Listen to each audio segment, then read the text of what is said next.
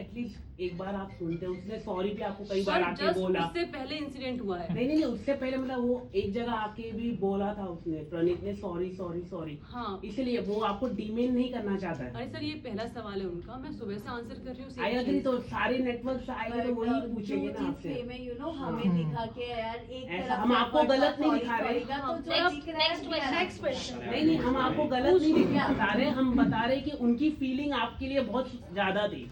मेरी भी थी, इक्वल था भाई, उसने दोस्ती निभाई, उससे ज्यादा मैंने दोस्ती निभाई है, उसके पीठ पीछे मैंने कुछ नहीं बोला है, और उसी इंसान से मैं एक लात पड़ी है मुझे। आई अग्री, वो गलत था, वो पूरा गलत था वो। आपको दिखाया नहीं है क्लोजअप, क्योंकि वो दिखा नहीं सकते नहीं, शो में कि हमने लड़कियों देखा का। है गलत था वो। हाँ, और जीके भी बोल रहा है गलत है, और प्रणीत सॉरी बोल रहा है बिकॉज उसकी गलती थी। अगर मुझे टाइम मिला होता 1-2 दिन का, तो शायद मैं सॉर्ट आउट कर पाती चीजें। उसी के बाद ही मैं एविक्ट हो गई हूँ जस्ट।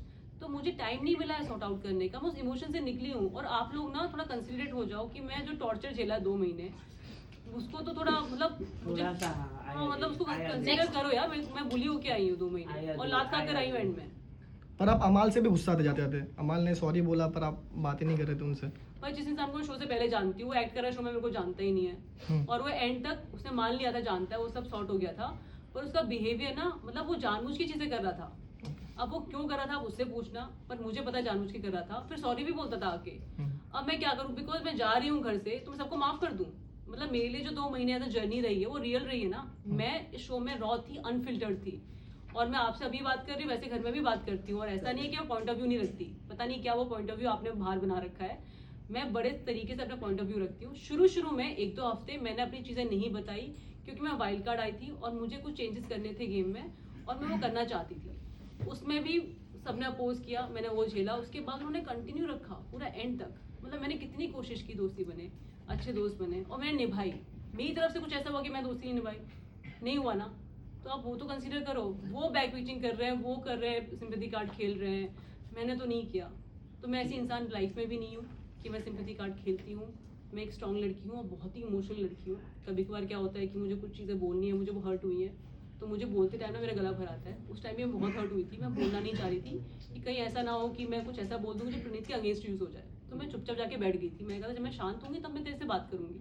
वो मौका मुझे नहीं मिला, और अभी भी मैं प्रणीत को बचा रही हूँ। बाय द वे, इतना अच्छे तरीके से बात कर रही हूँ। मतलब आप वो तो कंसीडर करो, मैं पूरे शो में किसी के बारे में उल्टा सीधा नहीं बोला। इतने डिग्निफाइड तरीके से कोई खेला आज तक बिग बॉस में? जो खेलता है वो निकल जाता है, राइट? जो कुछ नहीं बोलता है। मैं बोल के मैंने स्टैंड भी लिया है और सही चीजें बोली हैं, बस गलत। और आपको पता नहीं वर्कआउट दिख रहा होगा, शुरू में किया मैंने वर्कआउट, नॉनसेंस चीजों से मैं लाइफ में वर्कआउट करती हूँ। बट मैं लड़ी भी हूँ 3-4 घंटे लड़ी हूँ। मैं सुबह से बात कर रही हूँ, अगर मेरा गला खुला है ना तो बिग बॉस की वजह से खुला है।